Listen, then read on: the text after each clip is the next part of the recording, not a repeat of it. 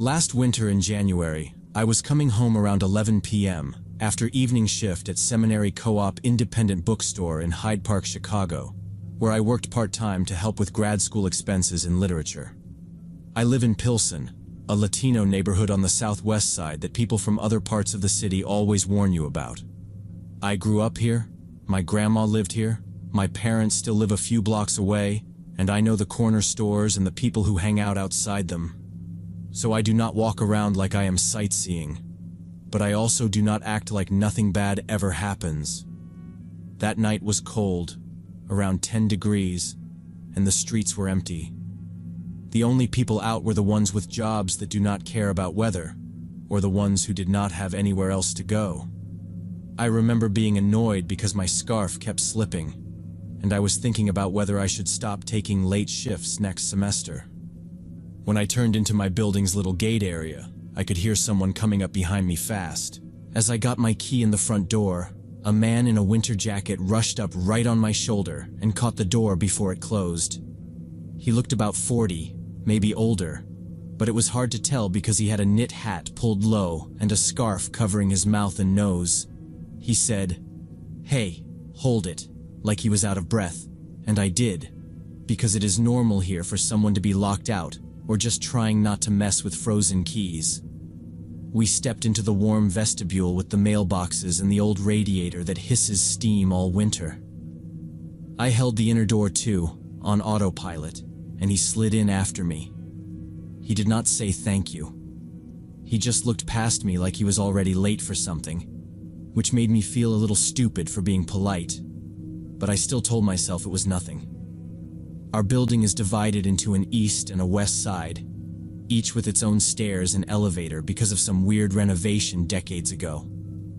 I live on the west side, apartment 5WB, and I know most people on my half by face. Mrs. Garcia on the first floor with 3 cats, the Martinez brothers on the second, a young couple on the fourth with a baby who cries like clockwork. I did not recognize this guy, so I assumed he lived on the east side where I rarely go. At the elevator in the common vestibule there was another tenant, a young Latino guy in a puffer jacket with headphones on. I could hear the bass through them, and he was staring at his phone like the world could be on fire and he would not notice. I did not recognize him either, but people move in and out all the time, and seeing a third person there made me relax a fraction. When the old elevator finally clanked open, the 3 of us stepped into the tight cabin with the worn wooden panels. I pressed the button for the 5th floor, my usual floor, then kept my hand on my bag strap like it was normal to be that stiff. The young guy pressed 6 without looking up. The man with the scarf stood behind us for a second, then moved in close to the panel. This is the part that still bothers me because it was so small, and I almost missed it. His gloved hand came up and his finger hovered over the 5 button, the exact one I had just pressed that was already glowing orange. He stopped, like he had not expected it to be lit yet, and for a beat, he just held his finger there, not pressing anything. My stomach tightened because I understood what that meant before I could talk myself out of it. He did not know my floor until he saw what I picked. Then he slowly, very slowly lowered his hand and stood in the elevator corner looking at the doors. I knew he didn't live on my 5th floor. West Side only has 4 units. Mine, the Chens, Mr. Browning, and Kara. I know them. This man wasn't one of them. And if he lived on the east side 5th, he'd have his own hallway, so there was no normal reason for him to step out on my stop. The elevator groaned upward. I stared at the floor numbers and kept my face blank, like I hadn't noticed anything. My back started sweating under my coat. The guy with headphones kept scrolling. The man in the corner stayed still, but I could feel him watching me. At 5, it dinged, and the doors crawled open. He stepped out first, fast, then turned and held the door with his glove, looking at me like, "Come on." I didn't move. I didn't reach for my keys. Every part of me was yelling, "Don't step out. Don't go into that hallway with him. Stay where there's a witness." I tried to think of a polite excuse, but my brain kept stalling. We just stared at each other for a few seconds. His eyes were flat and cold, and his face didn't change. I heard the headphone guy pause his music, like he was finally paying attention. The man let go, and the doors closed. Right after, I heard heavy footsteps, quick, headed left to the stairwell, not toward any apartment. The stairwell door screeched when he yanked it open, and then the steps thudded down fast, like he was taking them 2 or 3 at a time and didn't want to be seen. The headphone guy pulled an earbud out. "You okay? Why didn't you get off?" he asked. I wanted to tell him everything. The button, the man holding the door, the stairs, but my throat tightened and I couldn't get it out. I nodded and said, "Yeah, I'm fine. Wrong floor. I need a different one." It sounded dumb. He shrugged, put the earbud back, and got off at 6. As soon as he was gone, I hit 5 again and went back down. The hallway was empty. I looked toward the stairwell door and listened, but there was nothing. I rushed to my door anyway, fumbled my key once, got inside, and locked everything. Lock, deadbolt, chain. I stood there with my back on the door, breathing hard. Then I remembered my parents were in Mexico for 2 weeks, visiting family, so I was alone. If I'd stepped out and he'd followed me, there wouldn't have been anyone to hear it or help. I called my mom and woke her up, and my dad got on the phone after. I was shaking and crying. My mom kept asking if I was locked in, and my dad told me to keep the door locked. She offered to come home early, and I told her not to because of my grandma's celebration and because I was safe inside. I didn't sleep that night. I sat on the couch with a kitchen knife in my lap, phone in my hand, checking the locks over and over. It's been more than a year, and I still watch elevator buttons like it's my job. I stand where I can see the panel and the doors, and if something feels off, I'm ready to get off anywhere. Maybe he was just confused and ran down the stairs to avoid a weird moment. But my body knew something before my brain could argue it, and not stepping out on 5 is the only decision from that night I'm grateful I made.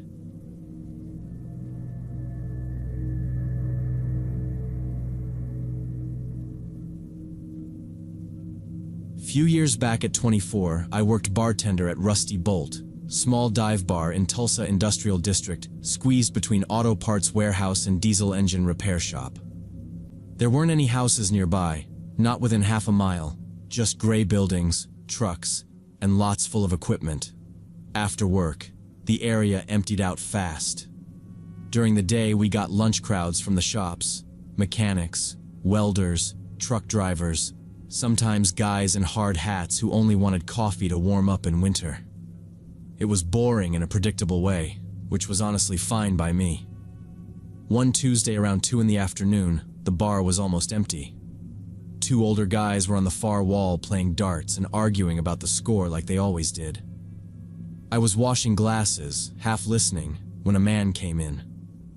He looked about 50, wearing faded blue coveralls with an embroidered patch that read, "Tony's Auto Repair."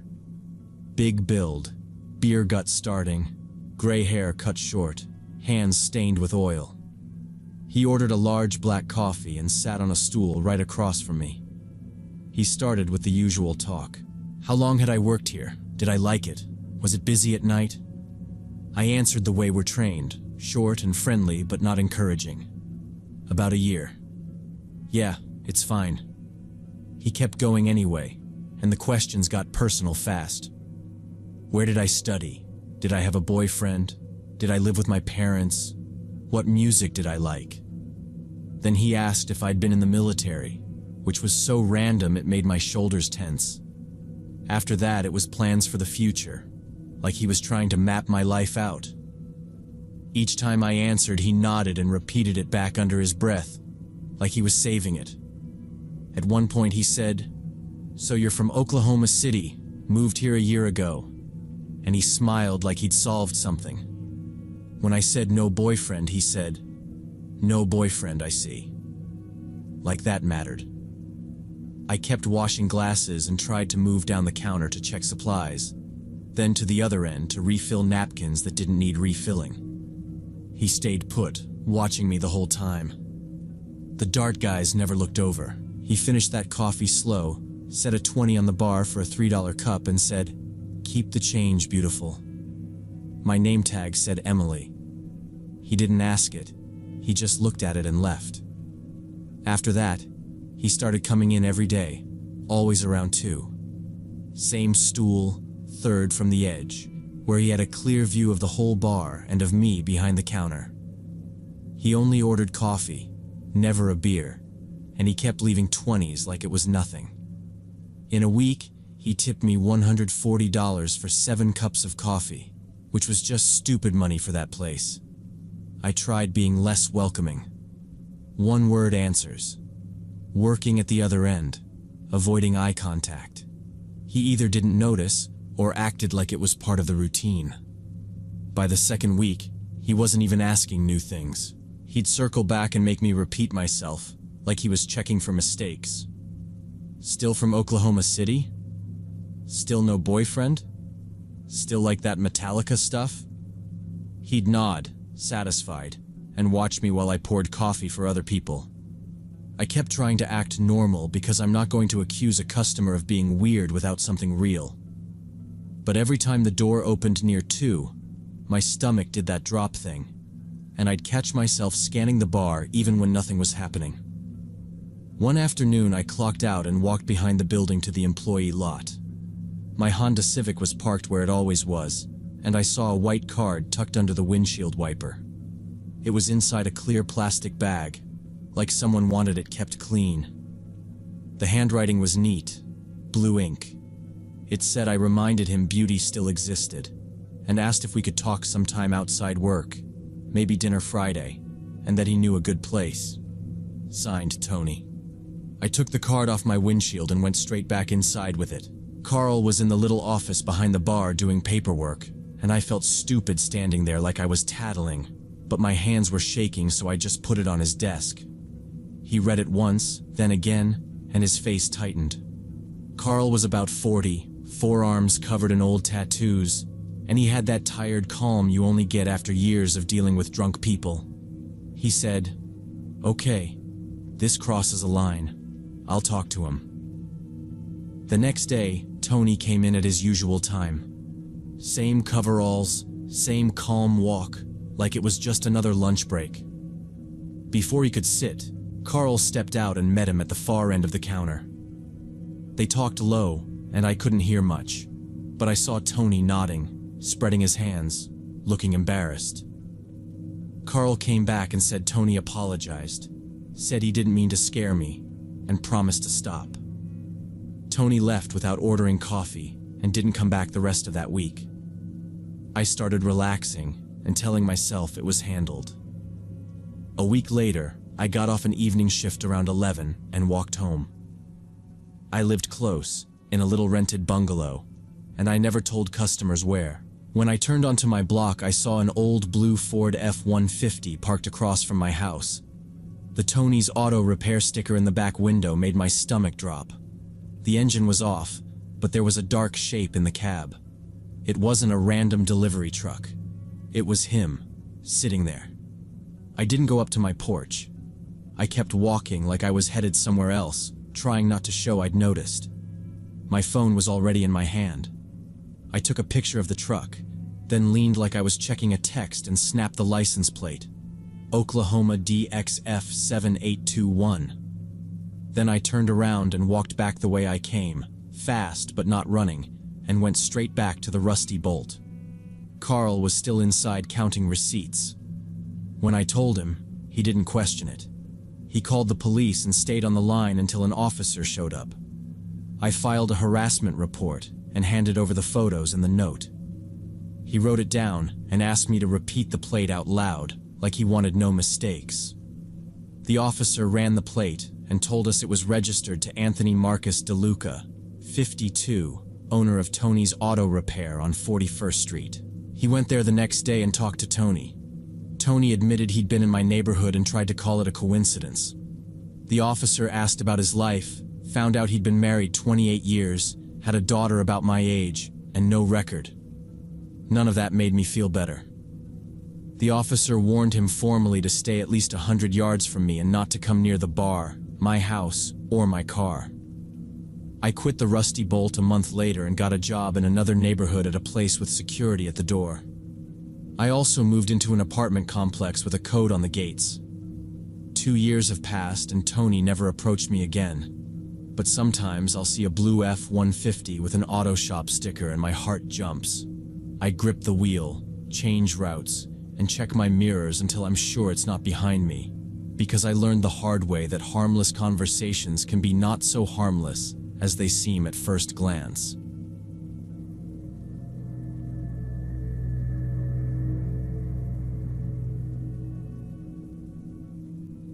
The guy knew what car I drove, even though I never told him.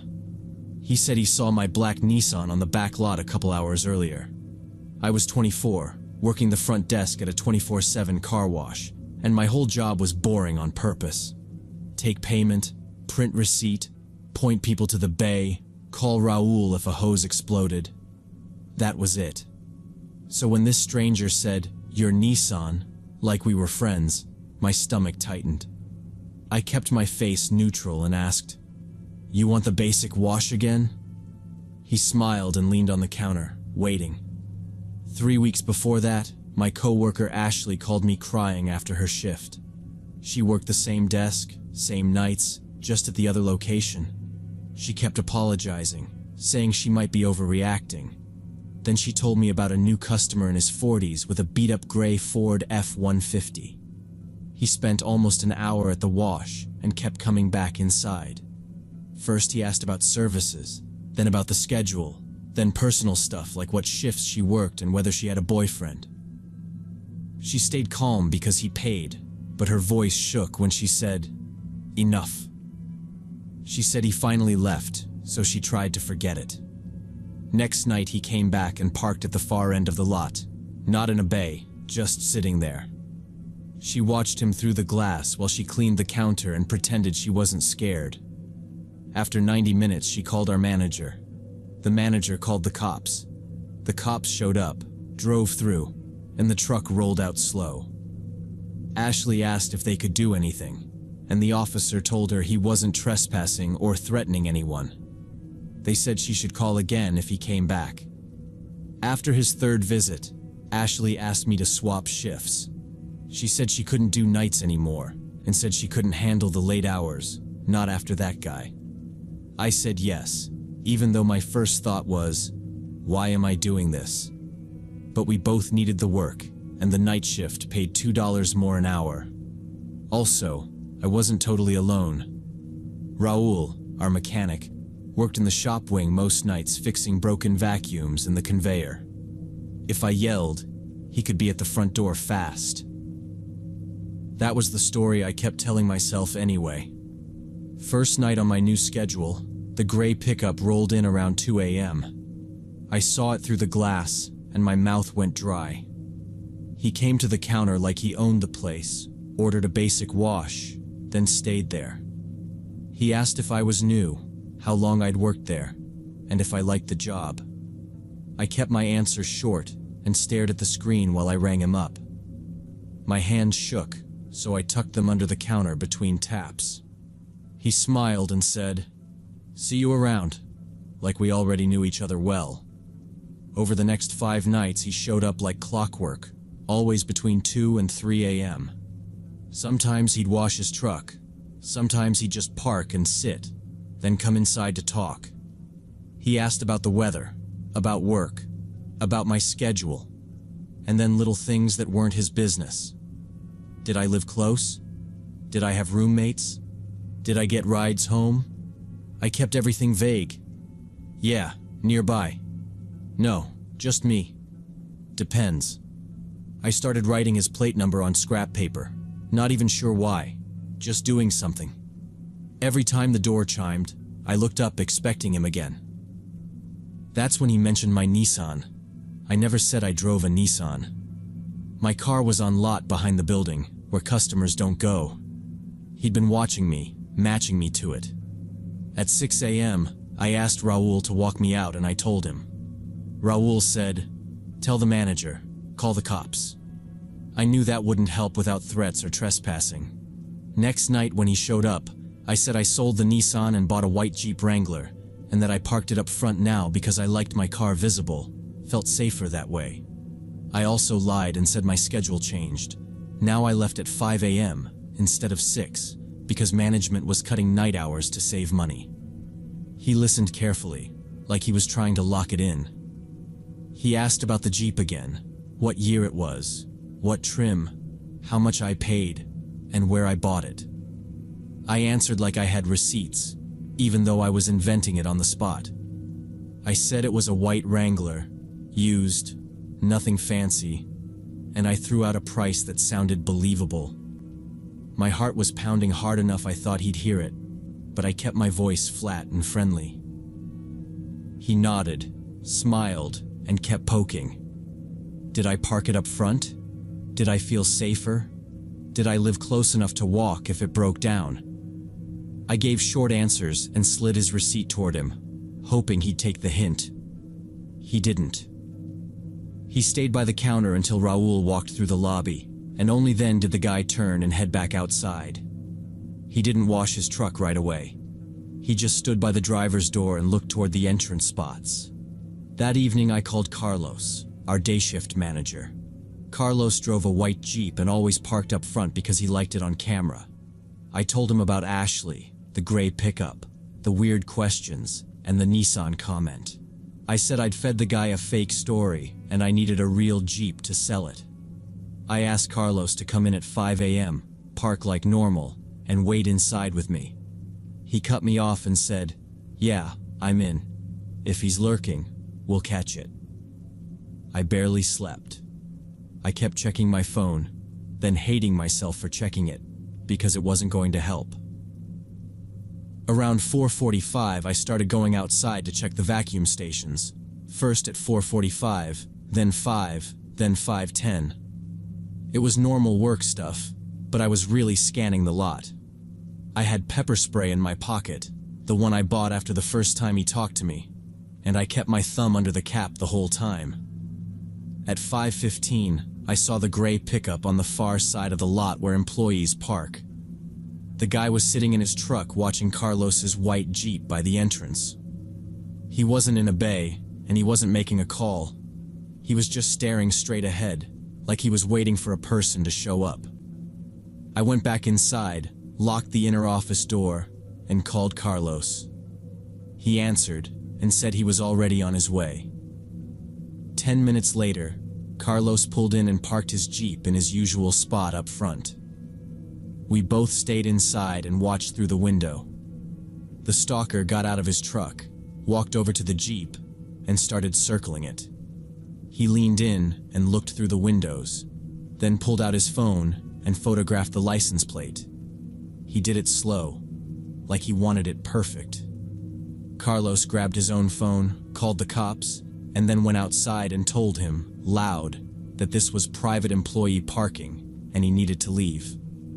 Police showed up 7 minutes later and wrote him up for trespassing. The far lot is for employees after 4 a.m. They told me to file a harassment report, and I did, and got a restraining order. I never saw him again, but for a month I watched cars, and I made Raul walk me out every shift.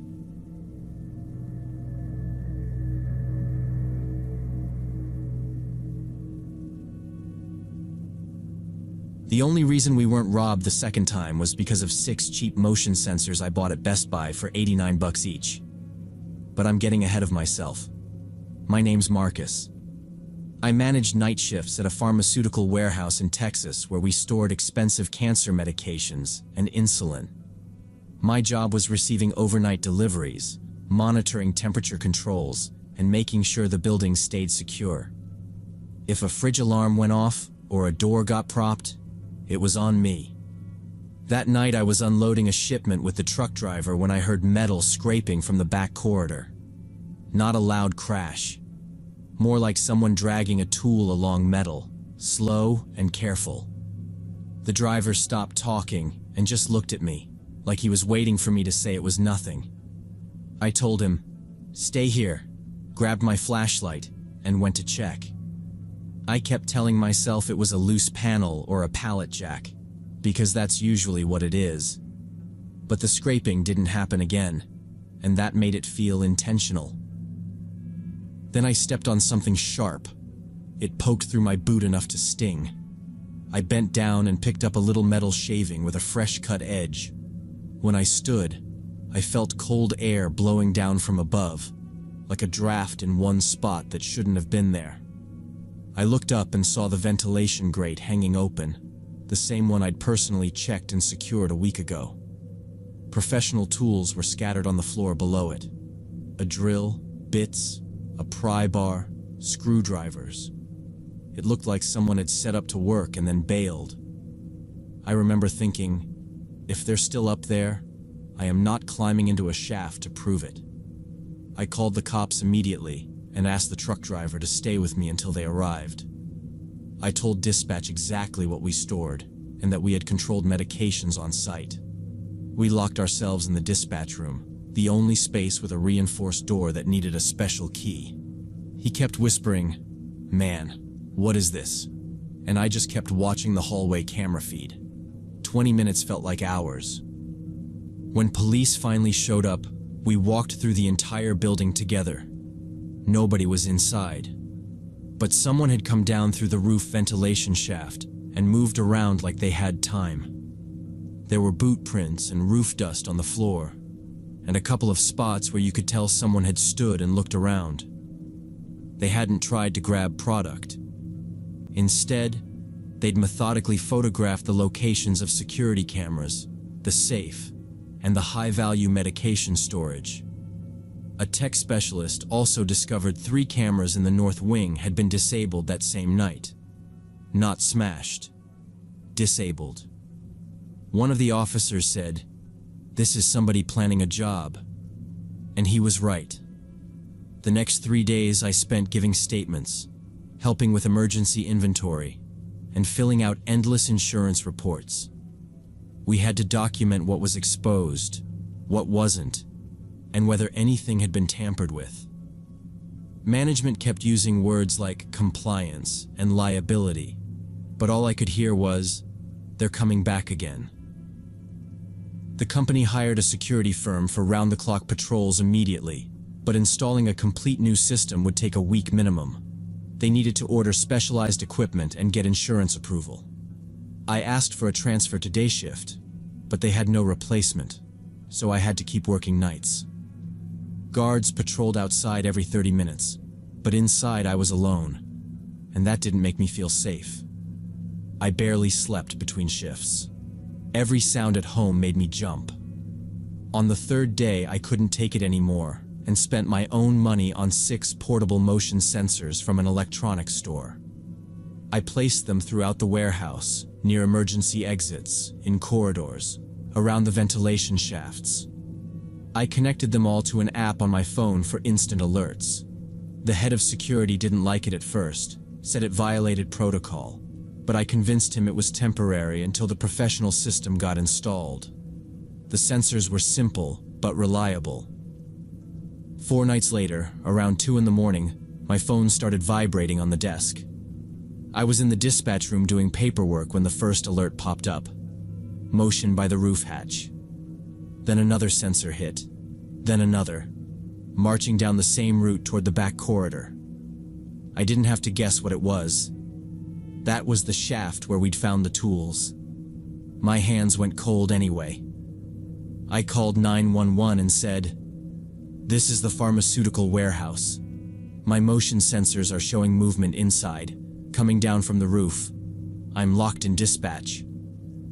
While I stayed on the line, I grabbed the radio and hit the security channel. "Movement inside. North wing. Do not enter. Watch the roof and the lot." One guard answered right away, suddenly awake. "Copy. We're outside, moving now." Then I pulled the alarm. Every siren in the building started screaming, loud enough that I felt it in my teeth. Right after that, I flipped on all the warehouse lights at once, the big banks that make it look like a shift just started. I wasn't trying to be brave. I was trying to make them think they were already surrounded. I stayed behind the reinforced door. On my phone, the sensor alerts kept firing, but now the pattern reversed, fast, back toward the roof. On the one camera that still worked in the corridor, I saw two figures in dark clothes scrambling up into the open grate. One of them glanced back toward the lights like he couldn't believe it. They climbed like their lives depended on it. Outside, the guards were still on the radio. "We've got a van leaving," one said. "No plates." The other voice cut in. "It's heading for the highway." I relayed that to dispatch, still staring at the camera feed until it showed nothing but the grate swinging an empty floor. When the first patrol cars arrived, they took my statement and the guard's description, but the van was already gone. An officer knocked on the dispatch door, and I slid my key out through the slot. They shut off the siren panel, and the sudden quiet felt wrong. Two of them went straight for the back corridor, while another stayed with me and watched the camera replay on the monitor. He kept saying, "You did the right thing. Don't go out there." When they got to the roof, the grate was still open, but whoever came in was gone into the night. 2 weeks later, a detective called me at work. They'd arrested 3 people who'd been hitting warehouses and pharmacies for high-end meds, using roof access and camera interference. They didn't catch them because of our place alone, but the break-in pattern matched, and our report lined up with evidence from other jobs. He told me straight up, if you hadn't triggered the sirens and lit the place up, they would have had time to haul out a fortune.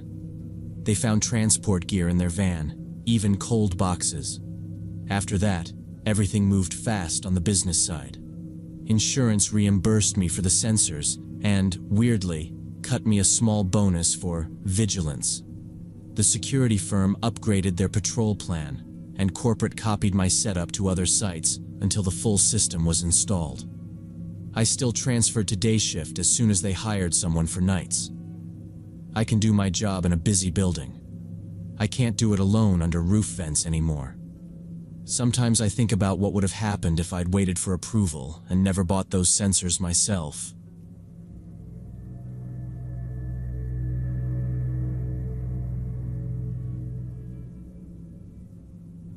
When Sarah turned on the kitchen light at 3 a.m. and saw an emaciated middle-aged man rifling through their cabinets with a knife in his hand, she realized they weren't alone in the house. 3 weeks earlier, Sarah, 25, and her husband Jake, 27, had moved from the city into an old 2-story house at the edge of a small town. They did it for space, and because the rent was $600 a month, which felt impossible. The realtor said the place had sat empty almost 2 years after the previous owner's bankruptcy. They signed fast and didn't ask. The first days were normal, just boxes and small fixes. Jake tightened loose hinges, Sarah cleaned shelves, and they both kept saying how quiet it was. By the end of the first week, Jake went into the garage for tools and found 3 dirty sleeping bags shoved behind paint cans. Next to them was a pile of empty canned food, like someone had been eating there recently. Sarah stared at the mess with her arms crossed and said, "This isn't old. Someone used this." Jake took photos because he wanted proof. He checked the door lock twice, then went inside. Jake called the realtor right away, mostly so it was on record. To their surprise, the realtor came that afternoon. He looked through the garage, nudged a sleeping bag with his shoe, and said it was probably vagrants who slipped in when the house was empty. He sounded annoyed, not scared, which helped. They walked every room together, checked the windows, and found one latch that barely held. The realtor replaced the weak locks with sturdier ones and didn't charge them. After that, Sarah tried to relax, at least a little. They thanked him, shut the door, and felt safer. About a week and a half later, Sarah left groceries on the kitchen table in the morning before running out again. It was just a loaf of bread and a jar of peanut butter. When she came home, they were gone. She checked the pantry and the fridge, then the trash, like maybe she'd thrown them out by mistake. But nothing. Jake got home from work and swore he hadn't touched them. He said she probably put them away and forgot. Sarah snapped that she wasn't imagining it, and the argument got ugly fast. They went to bed angry, quiet. The next day, Jake's pack of cigarettes disappeared from the garage. He barely smoked, so he knew he hadn't finished them. He searched his car and coat, then said that it was weird. They tried to blame stress and moving, until Sarah found dirty boot prints leading from the basement window, across the kitchen, and toward the back door. She had mopped the night before. Jake grabbed a flashlight and checked the basement corner by corner, but found only old boxes and cobwebs. Sarah said, "Call the police." Jake refused, because his unpaid speeding tickets totaled about $2,000. Instead of calling anyone, Jake installed a heavy bolt on the basement door. He told Sarah they weren't overtired and seeing problems that weren't there, and he promised he'd pay the tickets later. The next 2 weeks were mostly quiet, but Sarah still felt watched, especially when she was home alone. She started double-checking locks without thinking. One night, Jake had an urgent project and worked late on the couch with his laptop. He wore headphones with white noise, the only way he could focus. Sarah went to bed around midnight, trying to ignore the tight feeling in her stomach. Sarah woke up to cabinet doors opening downstairs, slow and careful. She lay there, then remembered Jake was on the couch with headphones, and he couldn't hear anything. She went into the hallway and started down the stairs. In the light from the street lamp outside, she saw a large man in dirty clothes rummaging through their kitchen. Sarah screamed Jake's name. The man turned at once, and she saw an emaciated face, matted hair, and trembling hands. He moved toward them with a kitchen knife, muttering about his home and illegal occupiers, his voice getting louder and more aggressive. Jake ripped off his headphones, and for a second, his face went blank, like his brain was catching up. Then he saw the knife, saw Sarah on the stairs, and moved.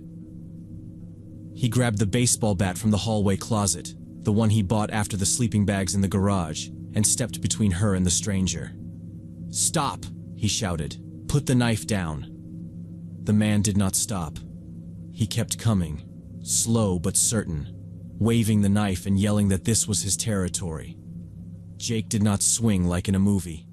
He held the bat out like a bar and shoved at the man's chest to keep distance. The man lunged and clamped both hands on the bat. Sarah expected him to be weak because he looked half-starved, but he had strength in a desperate way. Jake yanked back. Their shoes slid. Sarah dialed 911 and blurted their address, and "A man is inside. He has a knife." The operator asked questions, but Sarah just kept saying, "Please hurry," and watching the blade. Jake grunted, trying to twist the bat free without letting the knife get close. The stranger's eyes were wide and unfocused, but his voice was sharp. He shouted, "My home," and "illegal occupiers," over and over. Jake told Sarah, "Get behind me," without looking back. Then it changed fast. The man let go of the bat like it burned him. Jake stumbled and caught himself on the counter. Sarah thought the man would stab him while he was off balance, but he spun toward the back door instead. He drove his elbow through the glass, unlocked the door from the inside, and ran into the yard. Blood smeared the frame and dotted the kitchen floor. Jake started after him on instinct, bat up, but Sarah grabbed his shirt and yanked him back.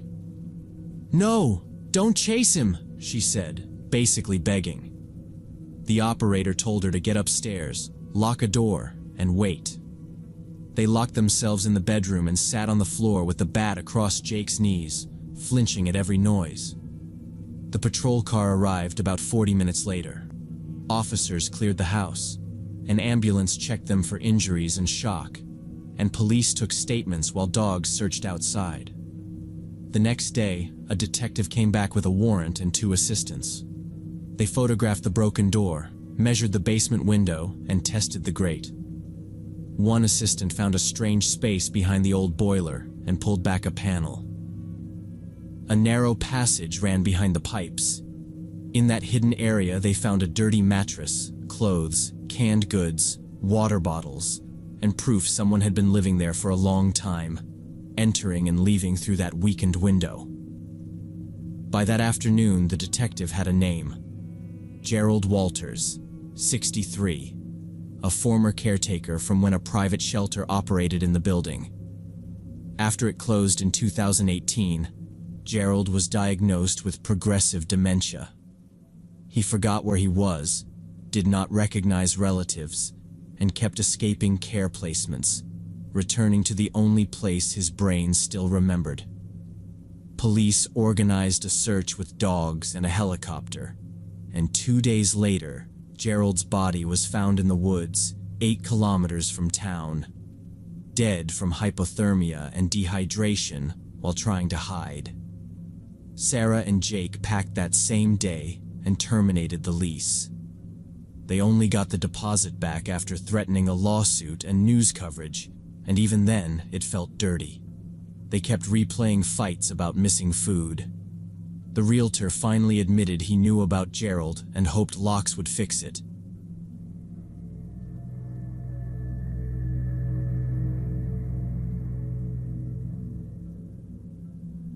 I was 18 when I finished a 6-month appliance repair course and got hired at a small service company called Quick Fix Appliances as a field technician. The work was simple. Customers called with a problem, the dispatcher assigned a tech. I'd drive to the address, diagnose the issue with a washing machine, dishwasher, fridge or dryer, fix it on site if possible, or take the appliance to the shop. They paid per job plus a percentage of the repair, which for a girl without a college degree was pretty good. On a good week, I'd make $600 or $700, and I didn't have to pretend I wasn't proud of that. Most customers were regular people, families, retirees, students, couples. They'd apologize like the broken thing was their fault. I learned to keep it simple, explain what I was doing, and keep the visit moving so I wasn't hanging around in a stranger's house for long. My boss Rick was in his 50s, and he'd been running the company for 20 years. First day, he did the usual briefing, showed me where parts were, how the van was stocked, who to call if I needed help. Then he leaned on the counter and said, "Main rule, and I'm not kidding, always leave the customer's front door open while you're working." He repeated it like 3 times, louder each time. Door open means you can run. Door open means someone hears you. Door closed means you're trapped. I nodded and told him I got it, and I did. The first month went smooth. I learned the common problems fast, learned the sounds a dying motor makes, learned how to explain a burned-out belt without making someone feel dumb. People were mostly polite and grateful. Sometimes they tipped me a few bucks, and I honestly needed it. Then about 5 weeks in, a name started popping up in my schedule over and over. David. Middle-aged guy. Lived alone in a big 3-bedroom apartment on the top 5th floor of an old brick building with no elevator. He called every week, sometimes twice, always minor stuff. Fridge makes a weird noise. Washer doesn't spin right. Dishwasher doesn't clean well. The dispatcher kept assigning me because I was close by and I had openings, and at first I didn't question it. First time I went was a Tuesday around 3 p.m. He opened the door looking exhausted, unshaven, wrinkled t-shirt, sweatpants. His place was cluttered, boxes everywhere, empty soda bottles, fast food bags, stacks of pizza boxes along the wall. It smelled like stale air, cigarette smoke, and something sour that made my nose wrinkle. He smelled too, sweat and tobacco and something else I couldn't name. Dark circles under his eyes, like he hadn't slept in weeks. The fridge really was making a weird sound, but when I checked the compressor and fan, everything worked fine. It was just an old noisy model. I told him that. He nodded, said thanks, paid cash for the call-out, and I left. and for a minute, I honestly forgot about him. 4 days later, he called again. Now the washing machine didn't spin the laundry well. I went back, checked it, and it worked perfectly. Full spin, no wobble, no grinding, nothing. Another false alarm. I started thinking he was just lonely and calling texts for company. It happens, especially with older people, though he didn't look that old, maybe 45 max. What bugged me wasn't the wasted trips, it was how he acted while I worked. Most customers go do something else. David didn't. He'd sit on the couch or in an armchair and silently watch me. No questions, no small talk, no offer of water or coffee, just staring like he was trying to memorize me. It made me feel pinned in place, and I kept checking where he was whenever I turned. After that, I followed Rick's rule extra strict. I always left the front door wide open, put my tool bag by the threshold so I could grab it and run out. And sometimes I'd prop the door with a trash can from the hallway so it definitely wouldn't close accidentally. By the 5th or 6th call to David's place, I'd stopped being annoyed and started being cautious. That Friday was around 5 p.m., last job on my schedule, and of course it was him again. "Fridge making weird noises," the dispatcher said, and I stared at his name a second longer than I should have.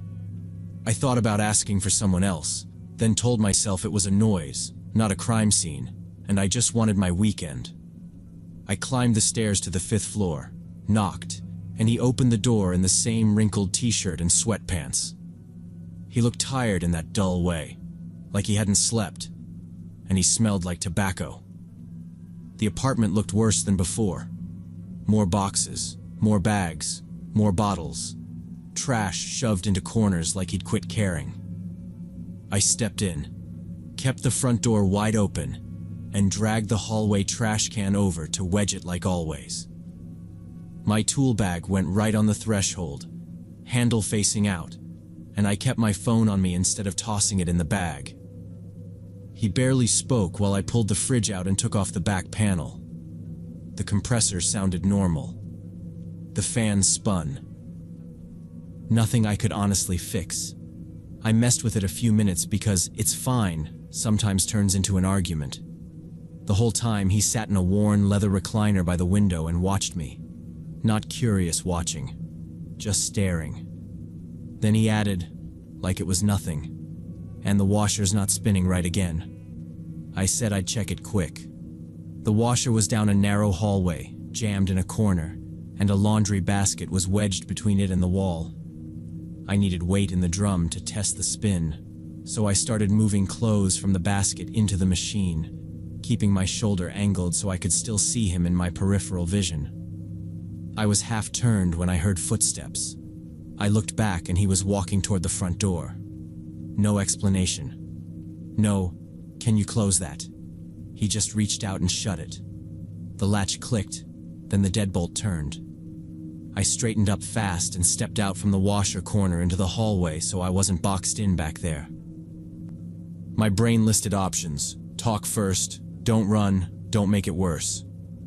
"Excuse me," I said, trying to keep my voice normal. "I need to keep the door open. It's a company rule." I smiled, which feels stupid now, but I didn't want to show fear. He leaned his shoulder against the door, arms crossed. "Draft," he said. "I'm cold. It's blowing from the hallway." It was late June, close to 90 outside, and his apartment was stuffy and hot. I took a careful step closer. "I understand, but I need it open," I said. "It's not negotiable. Please open it." My voice shook, and I hated that it did. He didn't move. He stared at me like he was waiting for me to do something. "Are you done with the repair?" he asked. "Almost," I lied. "I just need to grab some tools from my bag." I pointed to the bag sitting by his feet, right where I'd put it on purpose. He looked down at it, then back at me. The silence stretched. Then his tone went softer, almost dreamy. "You're always in such a hurry," he said. "You come, you do the work, you run away. Stay longer. Check it carefully, he said. My phone rang, the dispatcher, and I lifted it and screamed for help.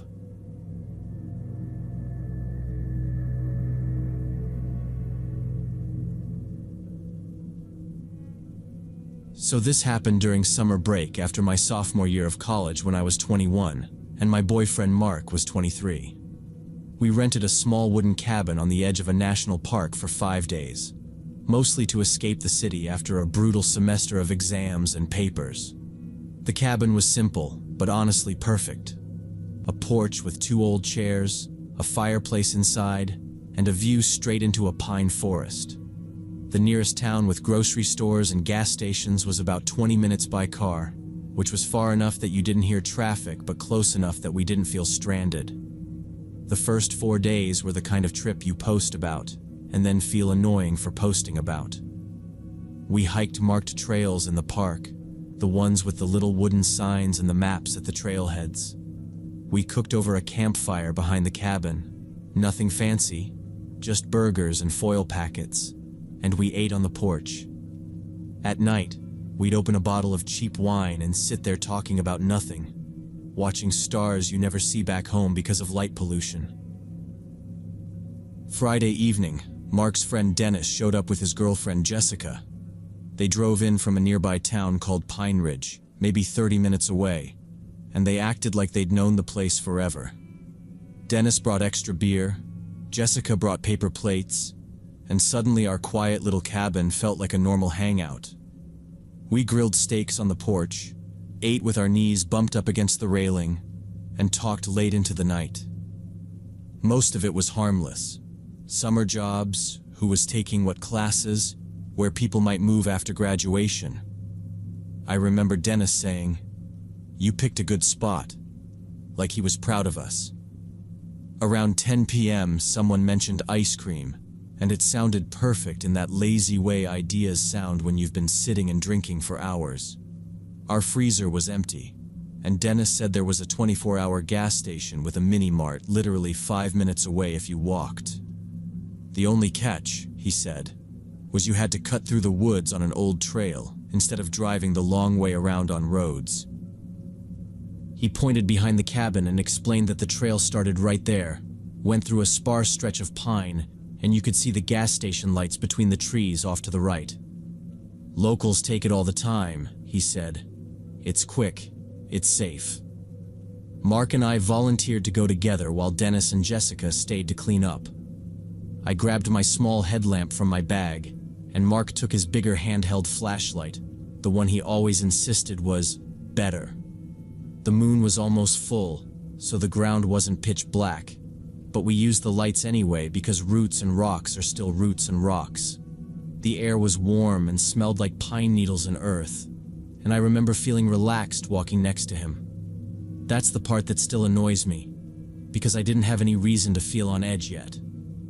The trail was actually easy to follow.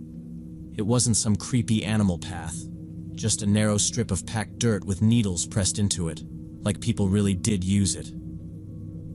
The pine trees were spaced out so you could see between them, and we kept catching that glow from the gas station through the trunks on our right. It made it feel closer than it probably was. Mark joked about getting the weirdest ice cream and making me taste it first, and I told him he was gross and laughed. We'd walked maybe 300 meters, maybe a bit more, when we heard a scream. A woman, short and sharp, coming from the left where the woods got thicker and there was no trail. We both stopped. Mark looked at me, then shouted, "Hello, are you okay? Do you need help?" Then a voice said she'd fallen, sprained her ankle, couldn't stand. Mark swept flashlight into the thicket. It hit trunks. She called again, saying she heard us, asking us to come closer, in a lot of pain. Mark started into the brush, and I grabbed his arm and stopped him. It wasn't bravery, it just felt wrong. If a woman really fell and sprained her ankle, why was it only a voice? No phone flashlight, no waving, not even trying to crawl toward the trail. Everybody has a phone. I whispered that to Mark, and he called out, Do you have a phone? Turn on the light so we can see you, or tell us what you're next to." There was a pause, 3 or 4 seconds, way too long. Then she said her phone died when she fell, and we had to come closer, walk toward her voice. The tone got more demanding, and I felt goosebumps. Mark caught it too and looked at me. I said, "Describe where you are. Trees, rocks, anything." I also told Mark, under my breath, that a hurt person would be talking non-stop, not going quiet. Mark nodded and called back that we were calling for help, that park rangers would come with medical equipment, and she shouldn't move and make it worse. Her voice flipped like a switch. The pain vanished and she snapped, angry. "No, don't call help. Just come now. I need you to come now." Mark and I didn't argue. We turned around and fast walked back down the trail, not running but close to it. I looked back once and thought I saw a shadowy shape between the trees on the left, but it could have been branches and my own fear. Dennis and Jessica were still on the porch finishing beers. Jessica asked what happened, and we told them. Dennis tried to laugh it off, but his face stayed tight and he scanned trees. Dennis frowned and said strange people show up out here sometimes. He mentioned police finding an underground meth lab a few miles away a couple years back, and a mentally ill guy who attacked solo hikers until they caught him. Jessica said her friend had heard a similar help me voice story that was really a robbery trap. Mark called the National Park Ranger office. The duty ranger said he'd send a patrol to check the area. We sat on the porch, tense and quiet. About an hour and a half later, the ranger called back. They'd searched with strong flashlights and thermal imaging and found nobody. He said they swept the thicket, checked behind logs and in little dips in the ground, and still got nothing. No tracks, no dropped stuff. He told Mark these calls are rare, but they do happen near roads at night. No injured person, no camp, no sign anyone had been there. He said it was probably someone trying to lure tourists into an isolated spot for robbery or worse, and he praised us for not going into the thicket. We didn't get ice cream. Dennis and Jessica left around midnight. Mark and I locked the doors and windows, then shoved a wardrobe against the front door. We barely slept. We left the light on and kept our phones charged, like it would help. Every rustle and branch crack made us sit up. In the morning, we packed and left a day early. More than a year later, I still hear how convincing that voice was at first, all shaky and hurt, and then how it turned cold and angry the second we didn't do what it wanted. I don't know who was out there or what would have happened if Mark had walked into that thicker forest, but I'm very glad I'll never find out.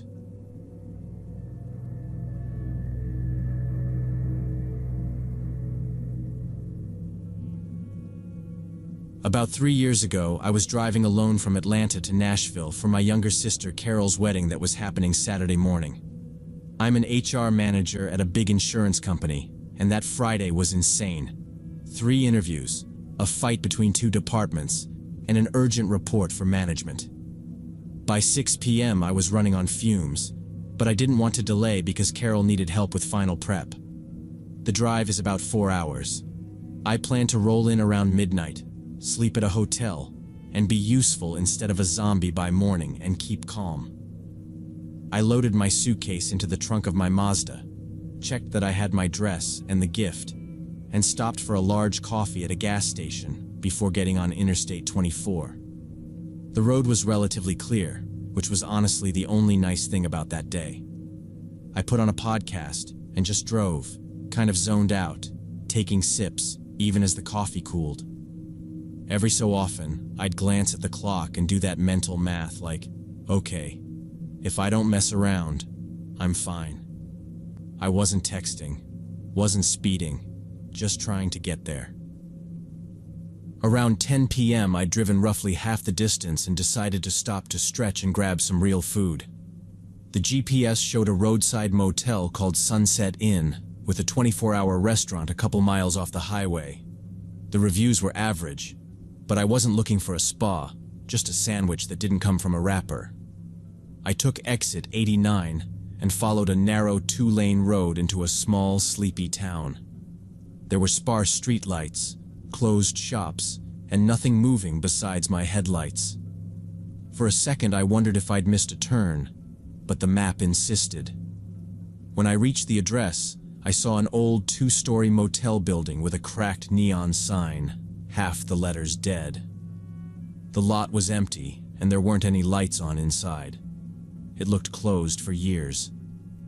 I cursed the GPS under my breath and started to turn around when I noticed a man by a corner window on the first floor. He was around 30, wearing a dark windbreaker and a black baseball cap, holding his phone out and taking pictures of the building from different angles. He'd step, snap a shot, lean close to the dirty glass, repeat. It was such a strange thing to see that late, and I stayed in my car. I kept turning around in the lot, slow, ready to leave. The man heard my engine and looked straight at me. No wave, no nod, just watching while he held the phone like he'd paused mid-task. Next to him was a white Honda Civic with a rectangular sticker on the back window, but it was too dark to read. I didn't sit there to figure it out. I accelerated and got back to the highway. On highway, I told myself it was nothing. Tiredness. 15 minutes later, I stopped at a big, well-lit Shell station. I filled my nearly empty tank, went into the convenience store, and bought a turkey sandwich, a bottle of water, and another coffee. I came back out and stood by my car with the bag in my hand, stretching my stiff back and neck after 3 hours behind the wheel. I remember thinking I should just eat, get back on the road, and stop checking my mirrors. I wanted Nashville, my bed, and the wedding to start. I kept my phone in my purse and focused on leaving soon. That's when I noticed a white Honda Civic pull into the station and stop at the far pump. Same model, same rectangular sticker on the back window. The guy in the baseball cap got out of the Honda and didn't start pumping gas.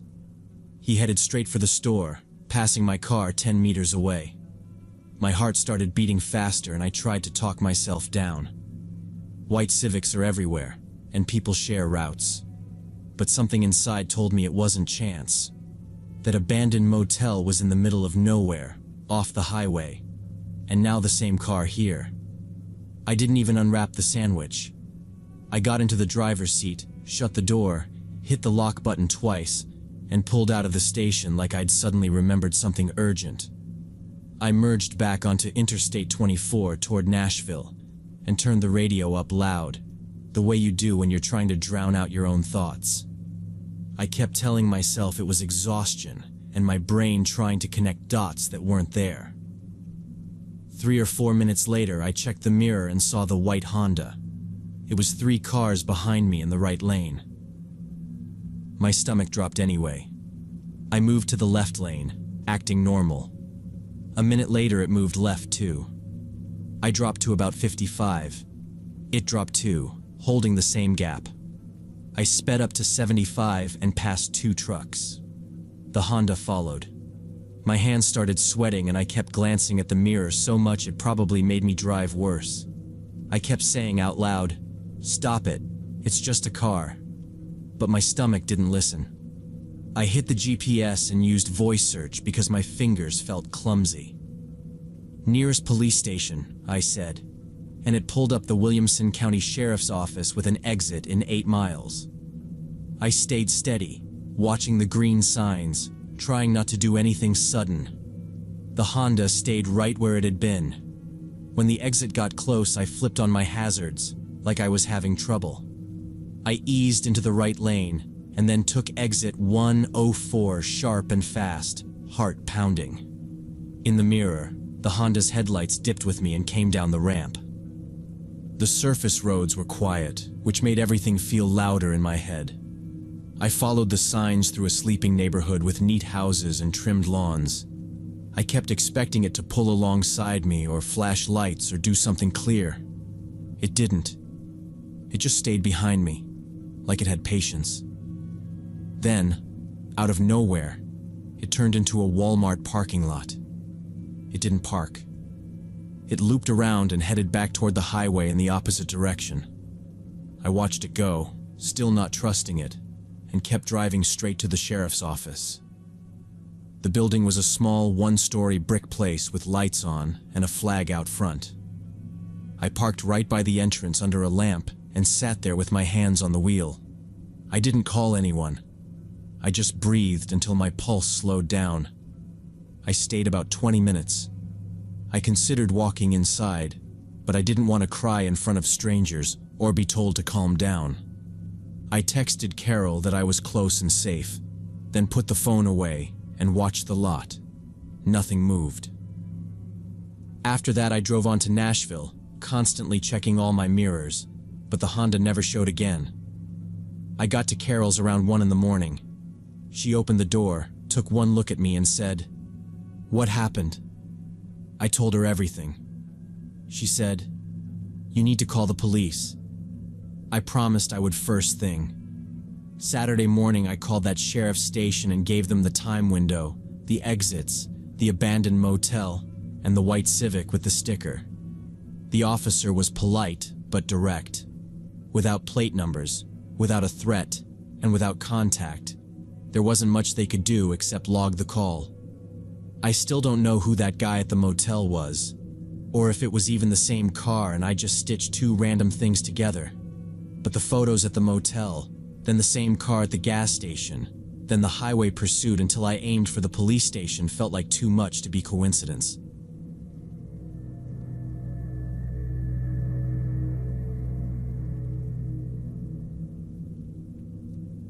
I realized I wasn't heading to any security office when we stepped past the main market area, and all I could see was an empty parking lot with delivery trucks. This was 3 years ago, when I was 19, going to community college and working part-time. Every Saturday, I hit the big farmers market downtown for produce because it was cheaper than the store. That October day was packed, with pumpkins stacked everywhere and people holding cider like it was coffee. I'd just bought maple syrup from a farmer lady I knew and was walking toward the cheese stand. That's when a guy in his 40s came up in an orange reflective vest with staff on the back. He said his name was Diego, market security, and he spoke like he was running late. He told me someone had taken my bag that I'd left by the cheese stand about 10 minutes earlier. He said witnesses saw a guy grab it, and I needed to come to the security office right away to identify my things. He added that they'd already called the police, so there was no time to argue. I remember getting this dumb flash of confusion because my bag was right there on my shoulder. I even touched the strap and looked down like I was checking reality. I started to say, "My bag is literally here," but he talked right over me. He pointed off to the side and said it might be a similar bag, and I had to confirm before cops arrived. For a second, I actually doubted my own memory, like maybe I'd set something down and forgotten. He kept pushing that there was no time, saying the police would be there in 15 minutes. He said if these were really my things, I needed to get there first, or everything would be taken as evidence. I wanted to ask what the bag looked like, but he was already walking ahead, telling me to hurry. I followed because he looked official, and I didn't want to lose my stuff in some police process. We cut between vendor rows with him a few steps ahead, checking back to make sure I was still there. I tried to pull my phone out, and he put his hand on my shoulder and said no need to call. His grip was way stronger than it needed to be, and he kept saying the office was around the corner. I remember thinking I should have turned around right then, but I didn't want to seem dramatic, and he kept walking like he owned the place. He never showed me a badge once. After about 5 minutes, the crowd thinned out, and the music and chatter dropped behind us. We were heading toward the service area with delivery trucks and dumpsters, which made 0 sense for a security office. He kept looking around too much, eyes darting, and he angled us away from the camera poles. When I asked where we were going, he just waved and said, "There, by the parking lot." My heart started pounding, because the real security office was near the main entrance, not out here. I slowed down and told him I changed my mind and would wait for the police in the busy area. He squeezed my shoulder harder and said we were almost there, just 20 more meters, like he was giving an order. When we stepped fully outside the market, I saw an empty parking lot and no people at all. There were only a couple delivery vans in the distance, and that was when full panic hit me. I understood I'd been tricked, and whatever he wanted was not my bag. I yanked my shoulder out of his grip, stepped back, and screamed as loud as I could for help. I yelled, "I don't know this person, help! He's trying to take me somewhere," and I kept repeating it. The sound echoed across the lot, and he froze, and his face went from friendly to angry in a second. He stepped toward me, but I backed toward the market, still screaming, and after a few seconds I heard voices. 3 shoppers and a security guard in a real uniform came running from around the corner of a building when I screamed. The guard had a radio on his shoulder and he started talking into it before he even reached us. He stepped between me and the man in the orange vest and said, "Ma'am, get behind me." One of the shoppers grabbed my arm and asked if I was hurt. I said, "He isn't security. He tried to walk me to the parking lot," and I kept pointing because my hands were shaking. The guy in the vest didn't answer. He just turned and walked fast toward the market, like he wanted to blend back in. The guard yelled for him to stop and ran after him, but the guy cut through the vendor stalls where it was crowded. I saw him pull the vest off over his head while he moved and toss it under a table. People were shouting because the guard was pushing through, and then the guy was gone. The guard came back frustrated and told another guard on the radio which direction he went. They took me to the actual security office by the main entrance. A guard wrote down my statement while another one pulled camera feeds. I gave them everything I could. His age range, build, the way he spoke, the grip on my shoulder, the baseball cap with the brim pulled low, and the sunglasses. On camera you could see him near the stands, but you couldn't really see his face. They asked me to watch the clip and say if I recognized him, but it was mostly his posture and the way he leaned in. He always kept his chin tucked like he knew it. When they tried to check the far parking lot area, they said those cameras had been broken for 2 weeks, and the repair kept getting delayed. A guard came back with the orange vest in a bag. Up close, it was a cheap fake, probably bought online. The staff was just printed paper, like someone used a regular printer and stuck it on. One of the guards told me quietly that this was the 3rd similar case in 2 months. The story changed, but the trick was the same. Act official, say police are coming, and hurry a woman away from the crowd toward the service area with trucks. They said the guy changed his appearance and moved fast, and the broken cameras didn't help. The police were actively looking, but they still hadn't caught him, and later they never found him. After that, I stopped treating the market like it was this harmless Saturday thing. I don't go alone anymore. Ever. If I need to go, I bring a friend or my boyfriend, and if nobody can come, I skip it. If anyone in any kind of uniform tells me to follow them, I ask to see a work badge with a photo, and I call the official security number myself instead of letting them lead me somewhere. I watch where the cameras are, which sounds paranoid, but I learned how easy it is for someone to steer you around them. I still flinch when I see orange vests, and for months after it happened, I couldn't eat anything that smelled like cinnamon, because that was all over the market that day, and it made my stomach flip. I still don't know what that man was planning, walking me out to an empty parking lot with vans, and honestly, I'm glad I don't know.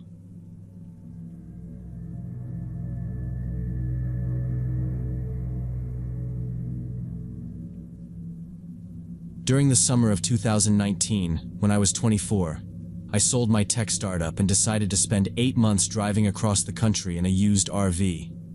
Me and my business partners Brandon and Jason had just sold our warehouse logistics platform to a big corporation after 3 years of working basically non-stop, sleeping 4 hours a night and barely seeing our apartments.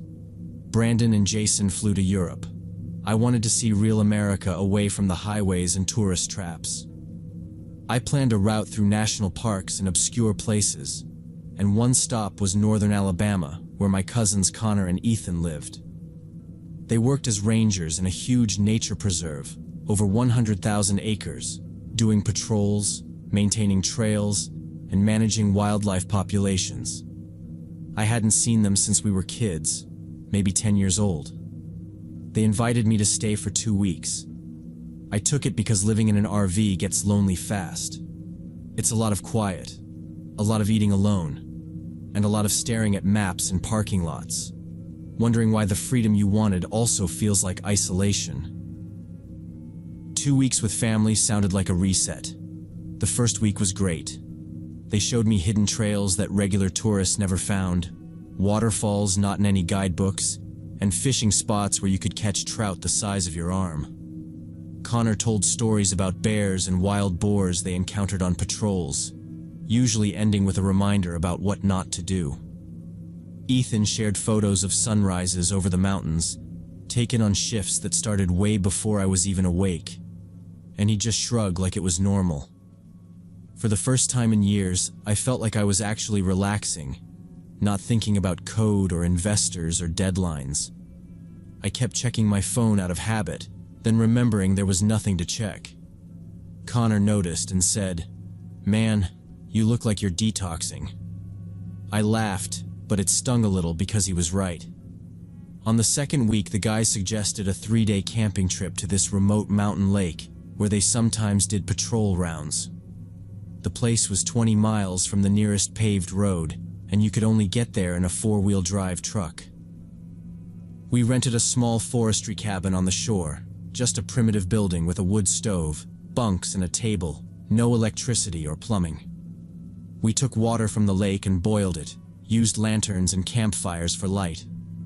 There was no cell service, which weirdly made me feel safer and more exposed. The first day and evening were perfect. We fished and cooked over the fire, told life stories, and enjoyed the complete silence. I talked about the sale, about sleeping under my desk sometimes, and how weird it felt to suddenly have time. Connor asked, "So what now? You gonna start another one?" I said, "Maybe, but not soon." Ethan didn't make jokes. He just listened and said, "Good," like he meant it. The second day we hiked a 10-mile loop through mountain trails, and by evening I felt this pleasant muscle fatigue. When it got dark, and the guys built up the campfire to discuss tomorrow's plans, I kept staring at the lake. The water was totally calm, and the stars were bright with zero light pollution. I had my camera with me, and I wanted a few photos, mostly because I'd been telling myself this trip was about doing things that didn't earn money. So I told them, "I'm gonna walk the shore alone for a bit to photograph the night scenery. I'll be back." Connor looked up and went, "Don't go far," half joking, half serious.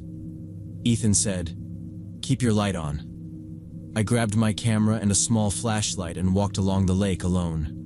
I walked maybe half a mile down the shore trail, taking long exposure shots, when I heard footsteps behind me. I turned around and saw the silhouette of a tall man, over 6 feet, coming up the trail fast.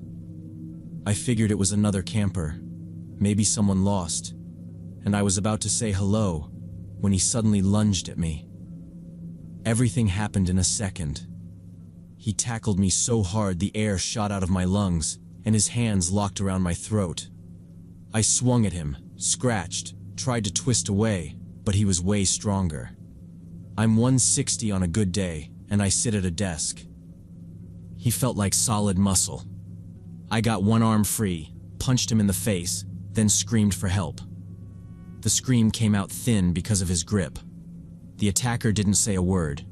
He just breathed hard and squeezed harder, face totally blank in the moonlight.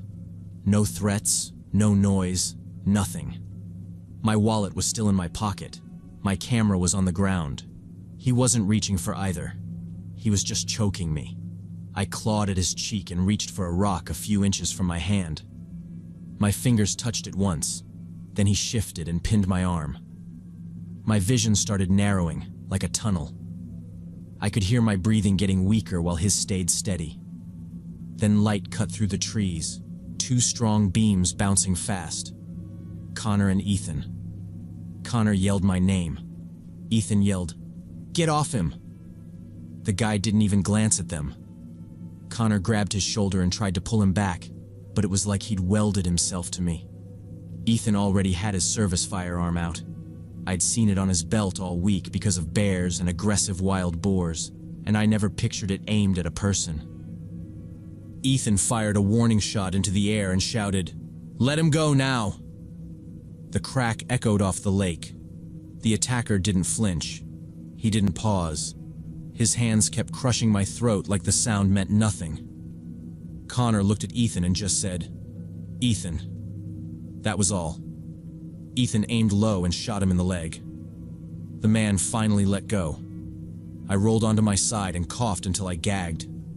I expected screaming, or cursing, or anything. He stayed absolutely silent. He stood up, wobbling, and I saw a dark stain spreading on his jeans.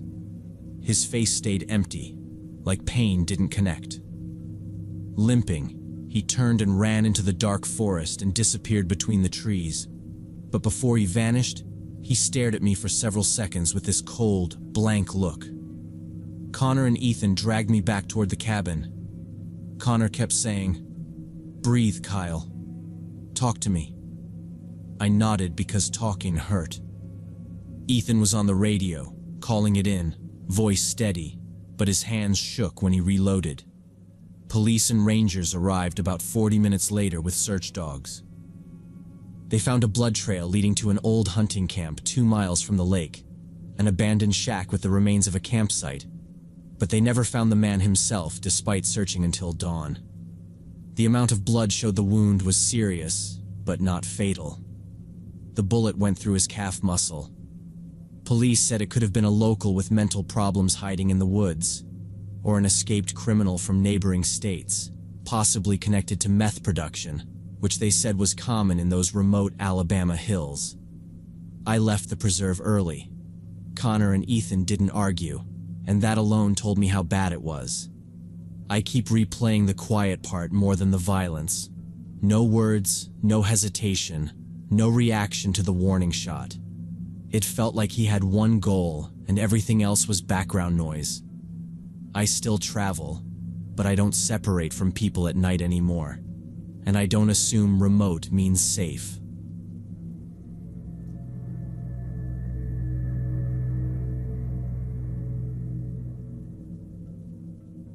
When I was 23, I moved into a rental house on the outskirts of a small town in Montana after breaking up with my boyfriend and looking for a place to start over and work remotely in peace.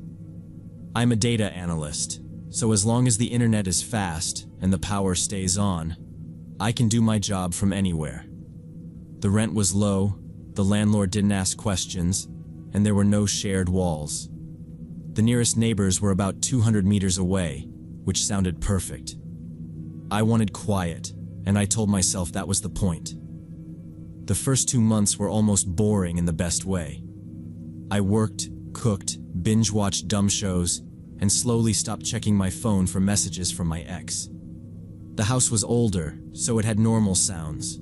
Pipes, the furnace, wind. In mid-March, I woke up to floorboards creaking in the hallway, slow like someone shifting their weight.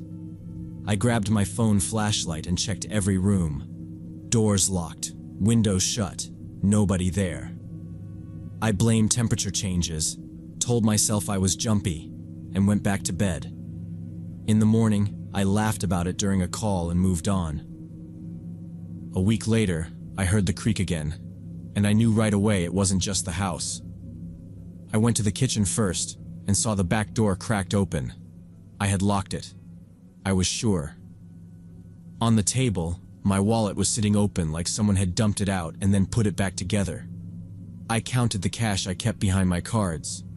$80 was gone, but my cards and ID were still there. My stomach dropped because it felt deliberate, not random. I stood shaking, listening for footsteps, and wishing I hadn't moved alone. I called 911 with my hands shaking so hard, I nearly dropped the phone. The dispatcher told me to stay inside, so I locked myself in my bedroom and waited. 2 officers arrived about 20 minutes later and searched the house and yard with flashlights. They found boot prints in the mud by the back entrance and scratches around the lock. The older officer said someone probably picked it with a tool. Before they left, he told me to get an alarm system and add extra locks, because isolated houses get targeted. Said, don't wait for it to get worse. The next day, I ordered a smart home system with cameras for every entrance, motion sensors, and alerts that would hit my phone instantly.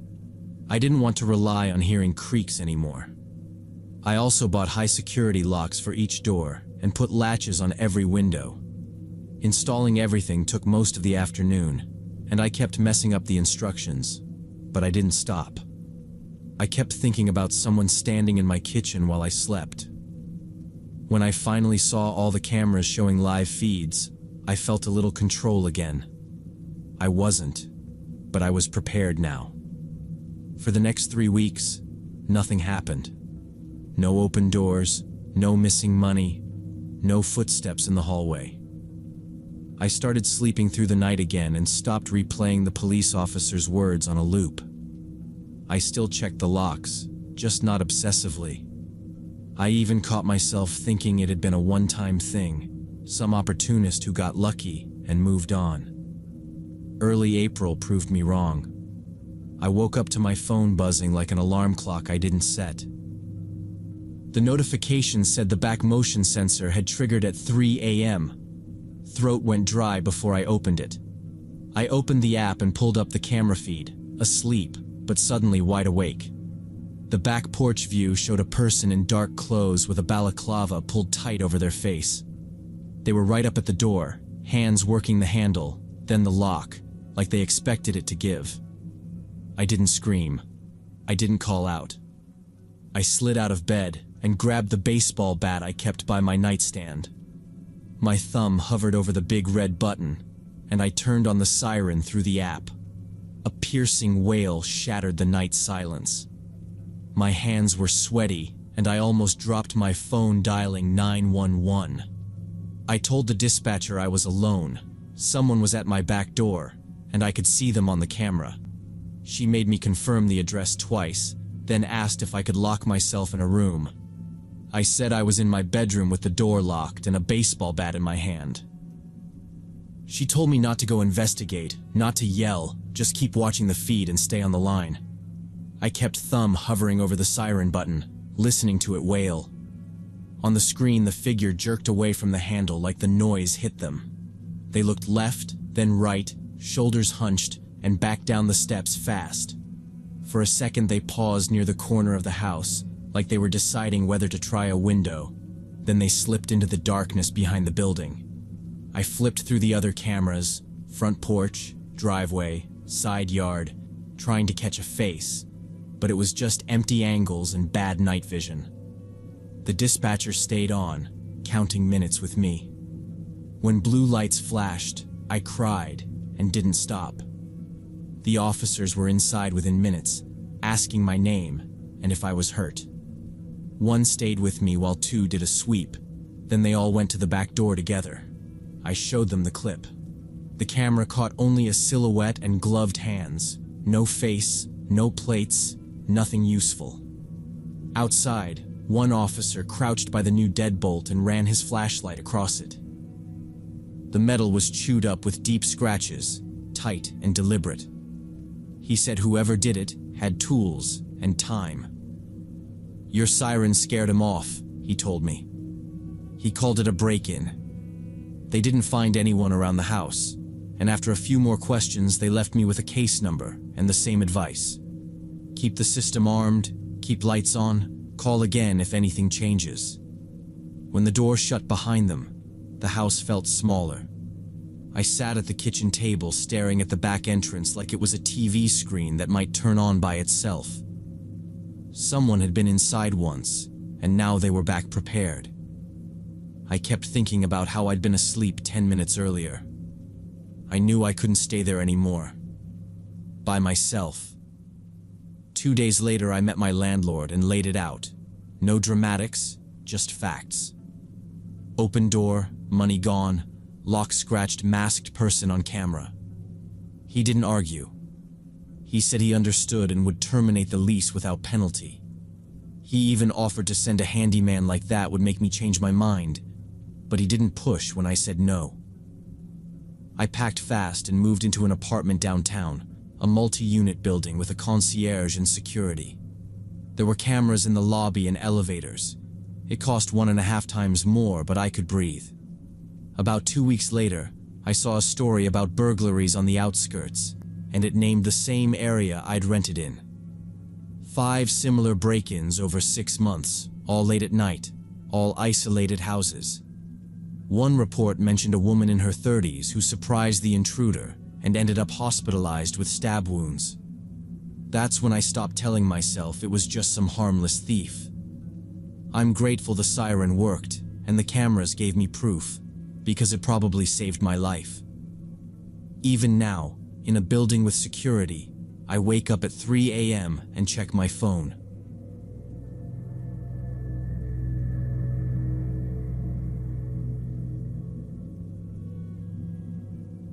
Last summer, me and my roommate Kate moved into a 3rd-floor apartment in an old brick building in uptown Minneapolis, a 3-bedroom place with high ceilings, original wood floors, and rent we could barely afford, even splitting it in half.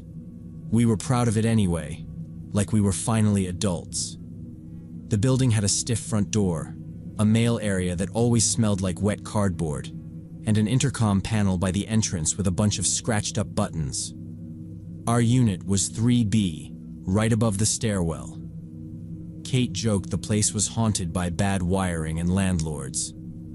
About a month later, late July, when the last boxes were flattened and the couch was finally against the right wall, something weird started. Every night at exactly 10:30, our intercom buzzed, the same sharp chirp from the kitchen speaker. I would pick it up and say, "Hello, who is this?" Nobody answered. Just silence. And once or twice, a faint breath like someone had their face right on the panel downstairs. Then a click, like they hung up. The timing was so precise it made me glance at the clock every evening without meaning to. Kate never heard it. At first, I blamed the neighborhood. Uptown has bars on every corner and people stumble home and hit random buttons when they forget a code. I even laughed about it with Kate, like, somebody's trying to get into the wrong booty call. She rolled her eyes and told me to stop talking like a 12-year-old. But it didn't stop. It happened 5 times in 1 week, always 10:30, always 3B. After that, it stopped feeling like a mistake and started feeling like someone was checking us. I started dreading it, because it felt like someone wanted me to pick up. So I started tracking it in my phone notes. Date, time, whether I was alone, and whether I heard breathing or just dead air. The pattern showed up fast, and that's what messed with my head. It only happened on nights when Kate was waitressing at the Lowry, which meant she wasn't home to hear it or back me up. Weeknight shifts, weekend shifts, didn't matter. If she was gone, it buzzed. If she was home, nothing. That's when I stopped calling it annoying and started calling it targeted. I even tested it, like an idiot, by not answering twice. After the 10th buzz, I told Kate and showed her the list. She tried to be rational and said maybe the intercoms were glitchy, so we asked our neighbors.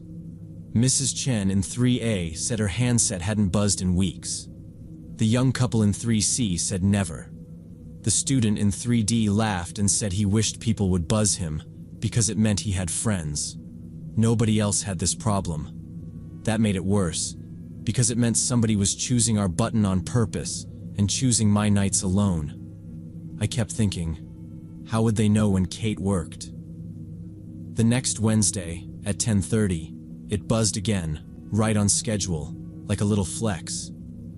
I picked up and heard heavy breathing, deeper than before, definitely a man. Then he whispered, low and calm, "I know you're alone. Kate's at work until midnight. You're alone on the 3rd floor." My stomach dropped. He knew her name and her schedule. This wasn't a drunk guy, and it wasn't a prank. I hung up so hard it clacked, then checked the peephole like that made sense. I could hear my breathing after that, and I hated that he'd made me notice it. I locked the apartment door with everything we had, the main lock, the deadbolt, the chain, then shoved a chair under the handle even though I knew it was mostly for me. My hands were shaking so bad I almost dropped my phone calling Kate. She answered quick, breathy, and I told her what he said. She went straight to, "I'm leaving, screw this shift." I wanted to say yes, but money was tight and we needed money from her shift, and I didn't want some creep deciding when we could work or sleep, so I convinced her to stay. Instead, we called the police together from Kate's phone, with me on speaker so she could hear everything too. I told the dispatcher about the nightly buzzes, the exact 10:30 timing, and what the man said this time. She kept asking, "Has he threatened you? Has he tried the door?"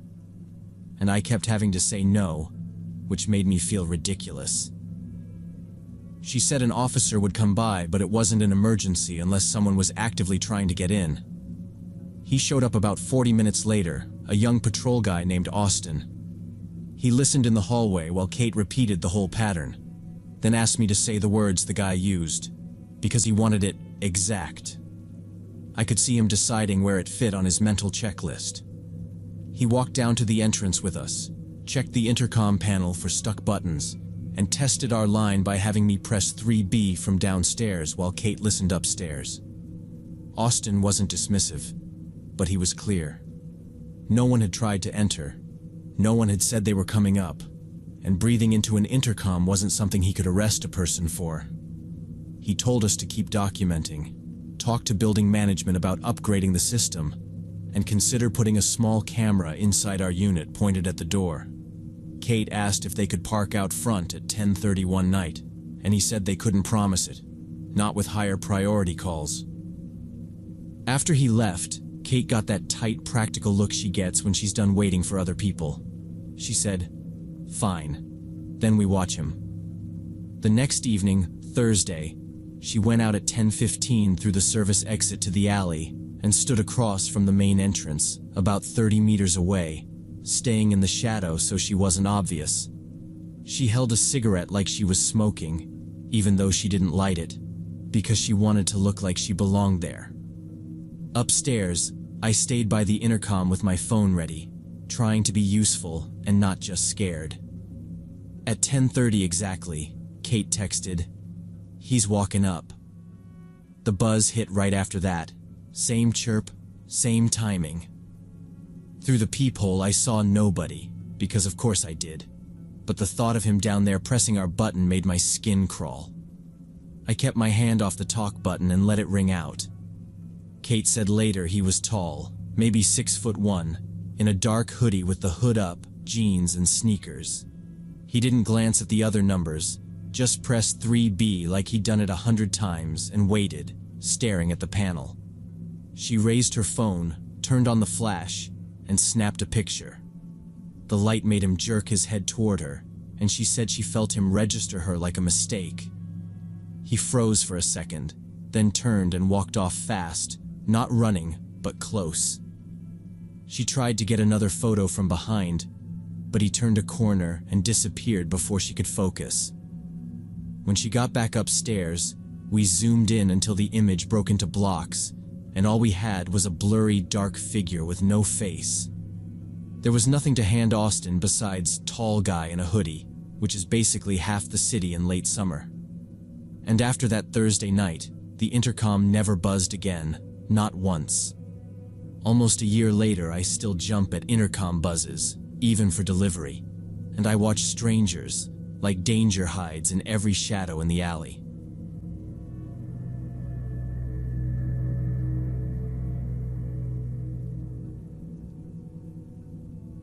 Three days after that night, two detectives walked into the break room at the hospital where I work. I was on my lunch, staring at a sandwich I wasn't going to eat, when a clerk told me, "There are detectives here asking for you." My stomach dropped because I knew it had to be about the van.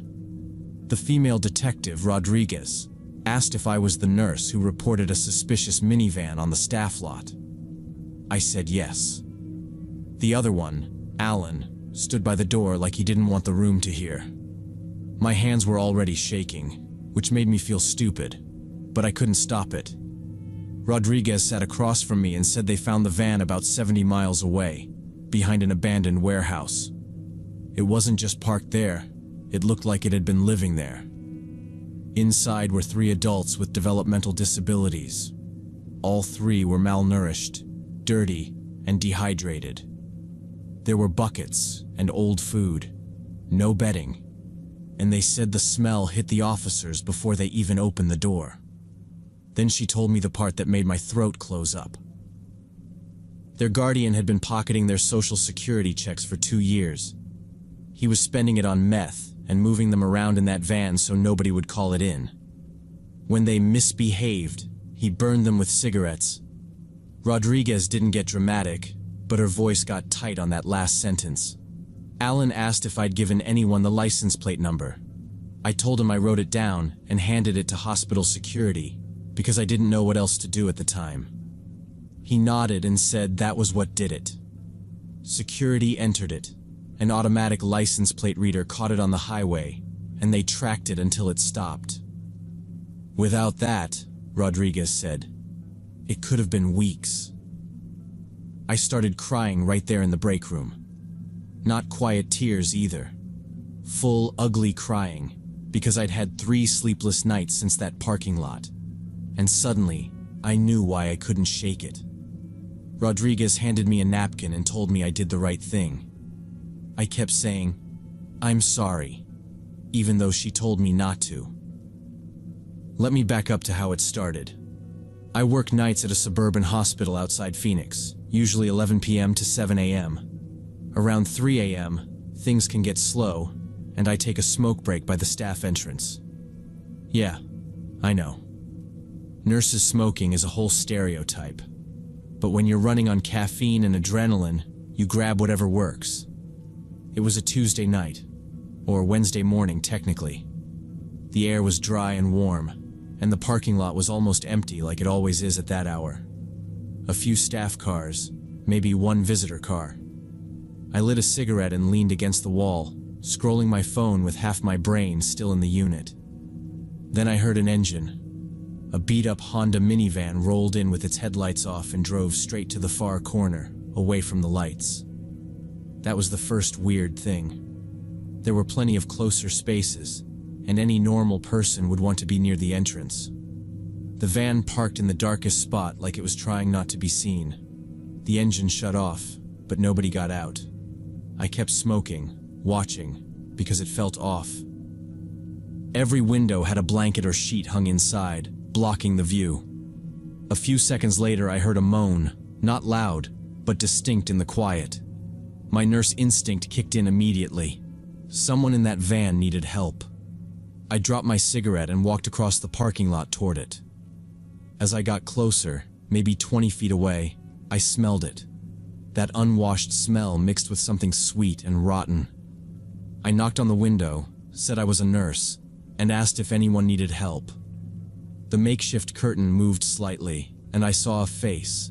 A man in his 30s, gaunt and hollow-eyed, staring right at me. Then I saw his hands pressed against the glass. Fresh burns covered his arms, the skin raw and blistered. I pulled out my phone to call hospital security. The burns on his arms looked new, raw in spots, and he held his hands to the glass like he wanted me to notice. I said, "I'm a nurse. I'm getting help." He just stared. The second I lifted the phone to my ear, he started yelling. Not at me, at someone in the driver's seat I couldn't see. A low, angry voice answered him, and the engine roared. I jumped back as the van lurched forward.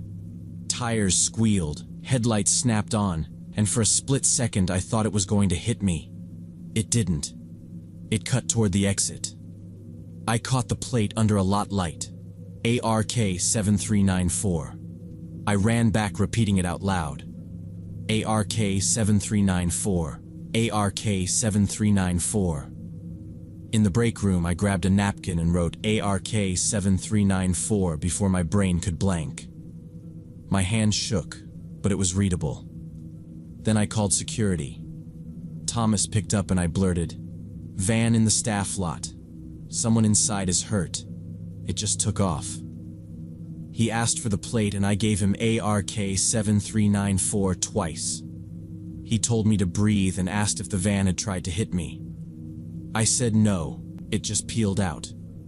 He said, "Okay, stay inside," and I heard him typing while I talked. I told him about the blankets over the windows, the smell, the burned arms, and the yelling at whoever was driving. Thomas said he'd file a report and pass it to police, but he didn't sound too hopeful about finding them. The rest of my shift, I kept checking the windows and the cameras at the nurse's station whenever I could. Every engine noise made me look up. I still had patients, meds, charting, and I hated how distracted I was, but I couldn't let it go. When I got home around 8 a.m., I couldn't sleep. I kept seeing that gaunt face and watery red eyes. I felt guilty for not doing more, like I'd watched something awful drive away. I know it's not like I could stop a van, but my brain kept trying to rewrite it. I put the napkin on my nightstand and stared at ARK 7394 like it was the only thing I'd done right. The next 2 days were the same. I checked local news, searched online, refreshed social media, anything that might mention a found van or missing vulnerable adults. Nothing. By the second night, I started thinking maybe I imagined how bad it was. Maybe the burns were old. Maybe I overreacted because it was 3 a.m. and I was tired. Then the detectives showed up. Rodriguez did most of the talking. She told me they'd found the van about 70 miles away behind an abandoned warehouse. Inside were 3 adults with developmental disabilities, malnourished and living in filth. Their guardian had been taking their social security checks for 2 years, spending it on meth, moving them around in that van, and burning them with cigarettes when they misbehaved. The photos matched what I'd smelled and seen, only worse. Rodriguez said my plate number let the automatic readers catch it on the highway, and they tracked it down fast. "You saved their lives," she said, and I didn't know what to do with that. For weeks after, I'd wake up in the middle of the day sure I heard a van outside, then check and feel sick. The nightmares were the curtain shifting and those hands, and me replaying the timing, 5 minutes later, looking away, not writing ARK 7394. What if I hadn't written down those numbers?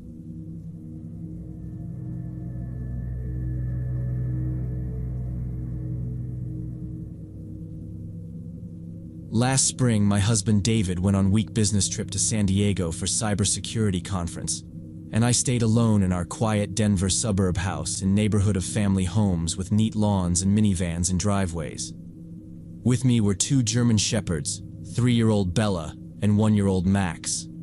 Bella was almost 90 pounds and Max was still growing, but they loved everyone. Delivery guys got tail wags. Mark, David's brother, used the spare key under the mat, and they'd rush him for attention. David called them my guard dogs, and I laughed most nights anyway. Tuesday evening around 8, I was in the basement, in my little pottery corner, throwing bowls for a charity fair. I had big headphones on, listening to some ceramics podcast, and I was in that zone where you forget time. Then I felt the floor vibrate. Not like an earthquake, more like a steady thump upstairs. I paused, because it didn't match the washer or furnace. That's when I realized Bella and Max were barking, not the usual yap, but full-on barking that cut through the music. I yanked the headphones off and the sound hit me like a slap. Coming up the stairs, I heard growling too, a deep throat sound I'd only heard on walks when another big dog got close. At the top, both shepherds were at the front door. Bella's fur was up, and she was scratching so hard the white paint was coming off in strips. Max kept pacing between the door and the living room window, jumping at the glass and leaving wet nose marks. They weren't wagging. I didn't reach for the handle, because that's when it finally clicked that something was wrong. I stepped aside and moved the curtain with one finger. Outside, two people stood on our porch, a man and a woman. They both had dark raincoats with the hoods up, even though the sky was clear and it hadn't rained in days. They were standing too close to the door, not like neighbors waiting, but right up on it like they wanted to be heard through the wood. The man held a clipboard, and for a second my brain tried to file them under sales or survey, because that's safer than strangers. Bella slammed her paws against the door again. Max hit the window, then looked back at me.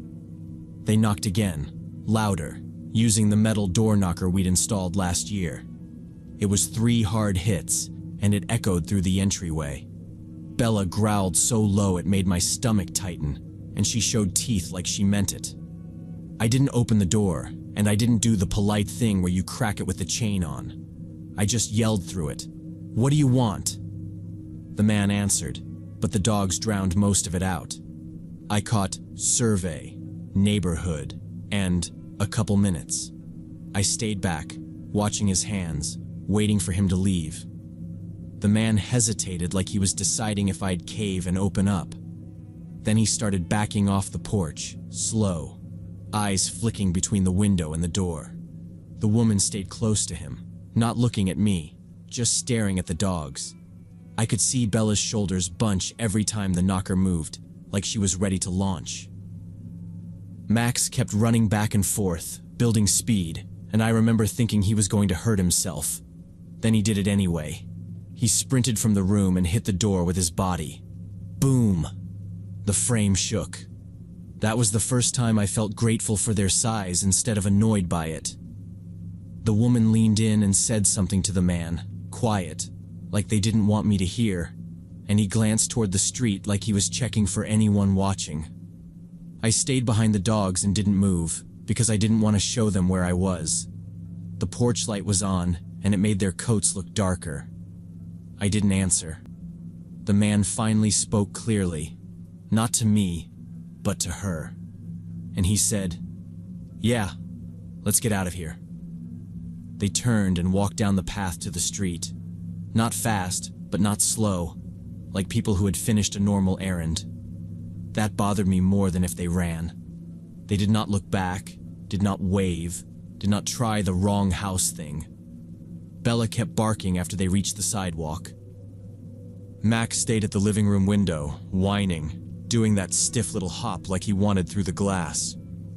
When the man finally stepped off our lawn, Bella stopped and just watched. I grabbed my phone off the kitchen table with clay still on my fingers and called David first. It rang until voicemail. I knew he was in a conference room somewhere, but it still hit me hard that I could not reach him. I left a message anyway. "Hey, it is me. 2 strange people came to the door with hoods up and a clipboard. The dogs went crazy and they left. I am fine. Please call me back." I did not want to go back to the basement, so I stayed near the front hall. Then I pulled up the non-emergency number from that neighborhood safety meeting last year and dialed it. I almost called 911, but nothing had actually happened yet. The dispatcher answered and I started talking too fast. She cut in, calm, and said, "Slow down. Start from the beginning." I described the man and woman, about 30 to 40, dark raincoats with their hoods up even though the weather was clear, standing too close to the door, the man holding a clipboard like a prop. She asked if they showed a badge or gave a name. They did not. She put me on hold. I listened to the line hiss. When she came back, her voice was more careful. "We have had reports in your area," she said. My stomach clenched. She told me that in the last 2 weeks there had been 3 attempted break-ins in our neighborhood and 2 adjacent ones. The targets were houses where women were alone or home with small kids. The suspects knocked in the evening between 7 and 9, pretended to be doing surveys or collecting signatures, and tried to get people talking about who lived there. Then they returned later, usually between 2 and 4 in the morning, when people were asleep. Hearing that made the earlier clipboard feel less harmless and more like planning. I thanked her, but hands shook. I asked what I should do right then. She said keep every door and window locked, do not go outside to check, and call 911 if they came back, even if it was just knocking again. She said a patrol car would drive through in about 20 minutes. I stayed in the kitchen with my phone in my hand. Bella stood in the entryway, ears up, staring at the front door. Max laid down facing it, still whining under his breath. No music at all.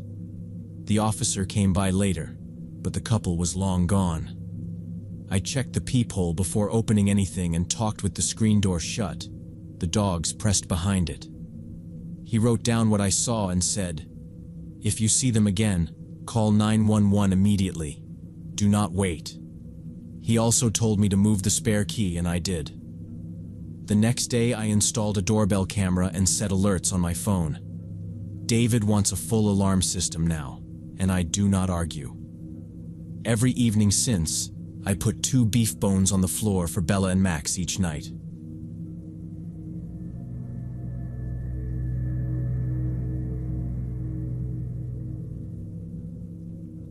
My brother Michael worked as a bartender at a small wine bar called The Cellar in Seattle for 2 years. It was a cozy 20-seat place in the Capitol Hill Historic District, specializing in wines from Napa Valley and small boutique Oregon wineries. The bar opened at 4 p.m. and worked until midnight Monday through Thursday, until 1 a.m. on weekends. The clientele was mostly affluent and calm, which was kind of the whole selling point. Lawyers, doctors, managers from nearby offices came after work to relax with a glass of good wine and talk business in low voices. The lights stayed dim and jazz played from the speakers, not loud enough to drown anyone out, just enough to keep things from turning loud. Michael loved the job. Tips were good, regulars were easy, and the conversations stayed boring in the best way. He also liked learning wines from co-owner Dan, a sommelier with 30 years of experience. Dan would have Michael taste new bottles on slow nights and then quiz him, not like a teacher, more like, "What do you think?" It made Michael feel like he was building a skill instead of just pouring drinks. The incident that made Michael reconsider his career choice happened in his second year, on a cold October Wednesday evening. It was around 8 p.m., and the bar was about half full. Maybe 10 customers sat at small tables by the windows and along the wall, drinking wine and talking quietly. Michael stood behind the long wooden bar counter, polishing glasses with a clean towel, doing that steady work that makes a shift feel smooth. He was chatting with regular customer Steve Harrison, a lawyer from the neighboring office who came almost every Wednesday after work. Steve was mid-complaint about a client, not angry, just drained. Then the entrance door opened, letting in a gust of cold October wind, and a man walked in. He was about 45 years old, tall, wearing an expensive black wool coat, but with disheveled hair, red eyes, and unshaven stubble. He closed the door with a sharp movement and walked heavily to the bar. The man didn't ask for a menu or look for a table. He dropped onto a high stool and put his head down on folded arms like his body finally gave up. Michael approached out of habit and because you don't ignore someone who looks like they might pass out. He took a clean glass and politely asked what the man would be ordering. The man raised his head and looked at Michael with a cloudy, bloodshot gaze. In a hoarse voice, he asked for a double whiskey, preferably Johnny Walker Black. Michael kept it polite and calm. With an apologetic smile, he explained that this was a wine bar, and they didn't have hard liquor at all, only wines. A large selection of reds and whites from different regions, and he could help pick something if the man wanted. The man waved his hand irritably, like swatting a fly, and said, "Then give me a bottle of the strongest red you have." Steve went quiet and watched, like he'd decided this wasn't normal. 2 people glanced over, then looked away. Michael nodded and suggested a Cabernet Sauvignon Reserve from Napa Valley with 15% alcohol content, one of the most robust bottles they carried. The man nodded in agreement without really listening. Michael brought the bottle, showed the label as usual, uncorked it with a professional movement, and poured a standard tasting portion into a large Bordeaux glass. The man didn't even smell the wine like normal customers did. He just grabbed the glass and drank it all in one gulp like a shot of vodka, grimaced from the tannins, and asked for more. Michael had served fast drinkers before, but this felt like someone trying to get past a point of no return. He didn't want to make a scene by refusing right away, and he didn't want the man to snap in front of everyone, so he kept his voice out of it. He silently poured again, watching with growing alarm. The man again emptied the glass in one swallow. It kept going for about 20 minutes. The man drank that Cabernet like it was something to get through fast, not something to taste. Michael watched him get looser and louder and kept checking the other tables. The man began commenting on customers in a raised voice. He looked at two men by the window and said, "Office rats," and then called them drones. They didn't answer. They just stared at their glasses. Then he turned to two women at the next table and made obscene remarks about their appearance, loud enough that they heard him clearly. The women went stiff and looked at each other. Michael leaned across the counter and kept his tone firm. He told the man to keep his voice down, that he was bothering other guests, and if he didn't calm down, they would have to ask him to leave. The man laughed, called Michael a snob and pretentious, and demanded another bottle of the same Cabernet. Michael shook his head. He said the man had already drunk almost a whole bottle in 20 minutes, and he couldn't serve more. He told him to stop, pay, and go home in a taxi. The man shot upright so fast his stool tipped backward. He reached over the counter, grabbed Michael by the collar of his shirt, and yanked him close with unexpected strength. Their faces were inches apart. Michael smelled sour wine breath and saw red eyes with wide pupils. The man hissed, slow and threatening, "Bring me another bottle, you little bastard, or I'll tear this shitty bar of yours to the fucking ground. Understand?" Michael tried to pull away, but the grip didn't loosen. The man's knuckles went white. Steve jumped up so hard his chair crashed backward. "Hey!" he yelled. "Let him go right now!" The room froze. Someone pulled out a phone, ready to call. The man turned his head toward Steve without letting go of Michael, sized him up, then released Michael in a sharp motion. Michael's hands shook after he got loose, but he stayed working anyway. He grabbed the almost empty bottle from the counter by the neck and threw it at Steve's head. Steve ducked. The bottle flew over him and shattered against the brick wall behind him with a deafening crash. Glass shards scattered across the floor, and red wine ran down the pale plaster. Two women screamed, and one immediately started dialing 911. Dan Connors, a former Marine who served in Iraq, burst out from the staff door. He took one look and said, "Friend, you need to leave right now, right now." The man tried to punch him with a sloppy hook. Dan blocked it, turned him around, pulled his arms behind his back, and walked him to the exit holding his wrists. The man struggled, tried to kick, and shouted threats that he'd come back and burn the place down, that he knew people, that they'd all regret it. Dan pushed him outside, shut the door, and turned the lock. The man pounded on the door for another minute, then stopped. Michael was already on the phone with police, voice shaking as he explained what happened. Officers arrived 10 minutes later. Two came in, Michael and Dan gave statements, and Steve backed it up as a witness. Outside, police found the man sitting on the sidewalk across from the bar, slumped against a lamppost, too drunk to stand. They got him up, handcuffed him, and walked him to the patrol car. During the search, they found a butterfly knife in his coat pocket, closed.